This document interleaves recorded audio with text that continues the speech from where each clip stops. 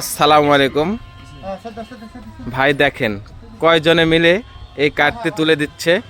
ওই একটা ভাই যেটা হেডমিস্ত্রি, ওই ভাই ধরে আছে। দেখেন এই যে ছোট একটা ভাই, এই যে দেখেন ওই ভাইটা এত কষ্টের পরেও কিভাবে একা ধরেছিল। যদিও ফুল ভিডিও দেখানোর ইচ্ছে ছিল, দেখাতে পারলাম না, তবে আপনাকে এই গুলটা কিভাবে চিরাই করবে ভাইটা কষ্টের মাধ্যমে সেটা আপনাকে দেখাবো।